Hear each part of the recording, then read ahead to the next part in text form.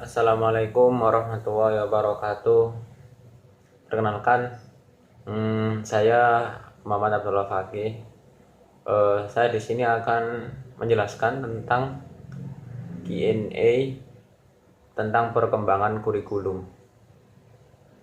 Yang pertama, tentang berikan penjelasan mengapa need analysis dan situation analysis sangat penting dalam pengembangan kurikulum.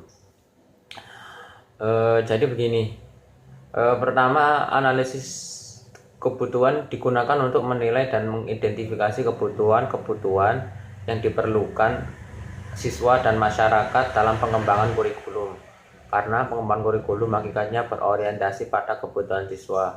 Jadi gini, kalau need analysis ini sangat dibutuhkan untuk membangun kurikulum, karena kurikulum juga itu menentukan untuk kebutuhan siswanya sendiri. Dan apabila kalau nggak ada need analisis, maka kita tuh semacam kayak mau menganalisis, mau mencari apa sesuatu dari anak itu, perkembangannya itu dari mana gitu kan, kita belum tahu kan. Makanya itu dibutuhkan need analisis untuk menganalisis anak-anak dan dibuatkan kurikulum.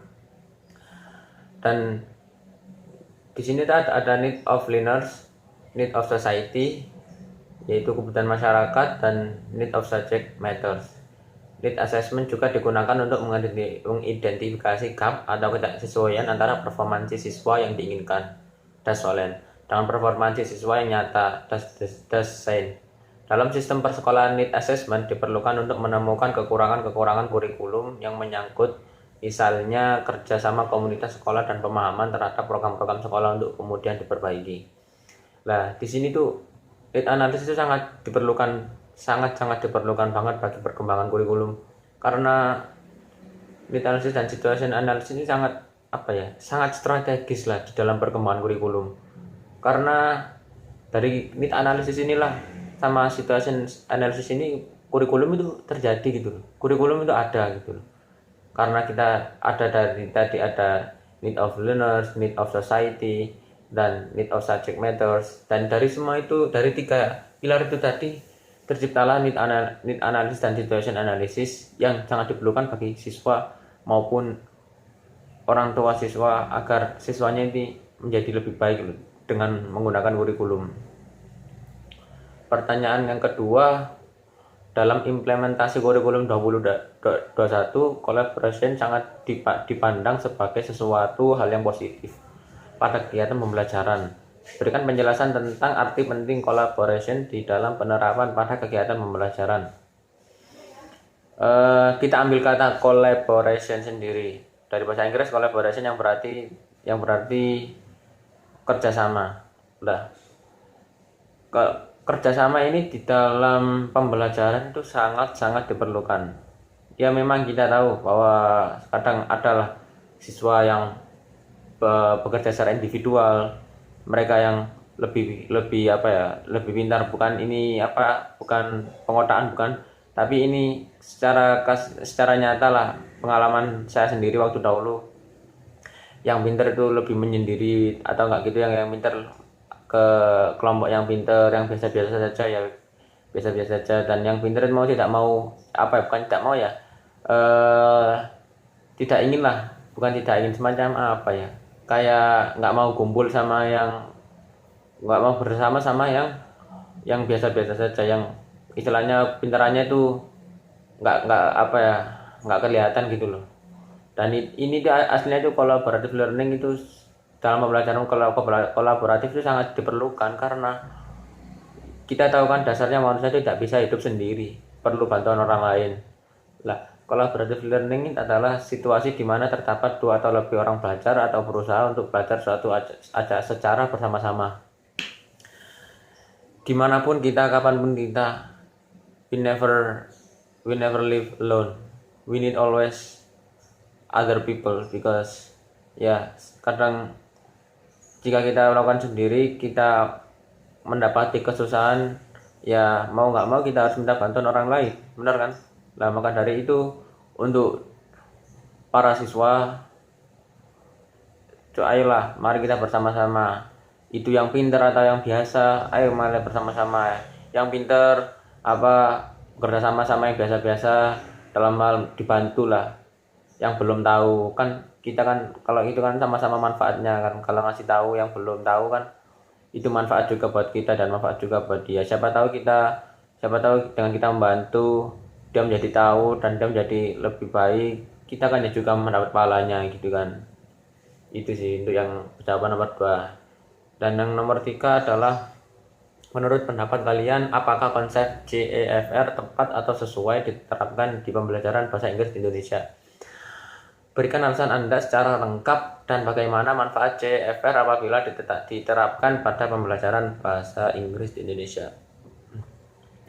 JEFR sendiri itu adalah Common European Framework of Reference for Language, yaitu semacam kerangka kerja Eropa untuk jenjang kompetensi bahasa. Ini adalah merupakan tingkat kemahiran berbahasa asing berdasarkan pada kesepakatan negara-negara Uni Eropa. Kesepakatan jenjang kompetensi bahasa ini adalah sebagai representasi dari tingkat kemampuan berbahasa yang telah diberlakukan sejak 1971 dan merupakan sebuah kerjasama dari banyak anggota tenaga pengajar profesional di luar pada sekitarnya. Menurut saya sendiri, ya kalau CEFR sendiri diterapkan untuk meningkatkan pembelajaran bahasa Inggris di Indonesia, ya menurut saya itu sangat-sangat baik. Karena itu sebuah kemajuan kan. Kita kan tahu sendiri bahwasanya bahasa Inggris itu adalah bahasa internasional, dan mau nggak mau kan kita kalau mau bersaing sama orang-orang internasional ya harus dasarnya itu menggunakan bahasa Inggris. Masa kita ya mau misalnya diplomasi dengan negara lain menggunakan bahasa kita sendiri, kan dianya kan nggak paham kan apa yang kita bicarakan. Nah, maka dari itu, dengan dasar ini saya sangat setuju kalau JEFR diterapkan di Indonesia, karena kita tahu negara-negara tetangga kita kayak seperti Singapura, Malaysia, itu kan anak-anak yang masih kecil itu sudah bahasa Inggrisnya itu sudah mahir, dan itu sangat sangat-sangat baik bagi dirinya sendiri, keluarganya maupun negaranya, dan itu sangat kemajuan sangat besar sekali. Dan itu masih belum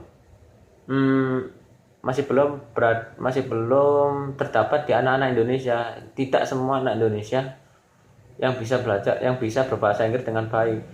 Saya sendiri aja kadang masih kurang kan, karena waktu kecil itu kurangnya pendidikan bahasa Inggris saya. Jadi cuma kalau di sekolah sekarang kan pembelajarannya cuma nulis soal, terus bahasa Inggris ini kan bukan secara kayak daily rutin, nggak semacam keseharian gitu kan. Nggak, kalau keseharian itu diterapkan itu sangat baik menurut saya, dan itu sangat-sangat kemajuan yang sangat baik bagi kita sendiri, orang tua kita maupun negara kita maupun sekolahan kita. Itu sih. Yang nomor 4, pertanyaannya, pada kebijakan Merdeka Belajar akan dilaksanakan penerapan asesmen nasional mulai tahun 2021 sebagai pengganti ujian nasional. Berikan penjelasan menurut kalian apa harapan positif dari penerapan asesmen nasional bagi peningkatan kualitas pendidikan di Indonesia. Asesmen sendiri itu adalah suatu pemetaan mutu pendidikan pada seluruh sekolah, madrasah, dan program kesetaraan jenjang sekolah dasar dan menengah. Perubahan mendasar pada asesmen nasional adalah tidak lagi mengevaluasi capaian murid secara individu, tetapi mengevaluasi dan memetakan sistem pendidikan berupa input, proses, dan hasil. Asesmen nasional sendiri itu dirancang tidak hanya sebagai pengganti ujian nasional dan ujian sekolah berstandar nasional, namun sebagai penanda perubahan paradigma tentang evaluasi pendidikan. Ini merupakan langkah memerdekakan siswa dengan bebasnya peserta didik dari diskriminasi sistemik yang berdampak pada pembelajaran atau pemrograman materi. Jadi gini, kita tahu kan bahwa 10 tahun ke belakang lah, ujian nasional itu mesti diadakannya hasilnya itu untuk secara individu. Jadi kita mengerjakan soal, anak ini danamnya segini, nilainya segini. Nah itu kan kita tuh secara individu kan. Lah dengan asesmen nasional ini pemerintah Kemendikbud itu menyetarakan semuanya itu lewat penyetaraan dari input, proses, dan hasil, bukan dari secara individual. Nah ini kan menurut saya ini sangat bagus, dan ini perlu diapresiasi untuk Kemendikbud, karena terima kasih juga kepada Pak Nadiem karena melakukan perubahan yang sangat signifikan. Karena kalau menurut saya sendiri ya,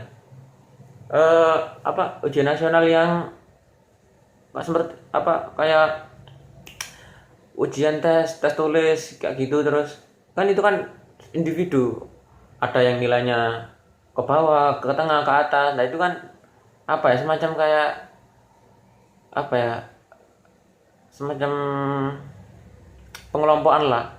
Oh ini yang nilainya gini nilainya gini. Kalau saya ini sangat sangat gak setuju dengan apa ujian nasional yang 10 tahun ke belakang itu ya, 5 tahun atau 10 tahun ke belakang, karena itu mengedepankan nilai individu.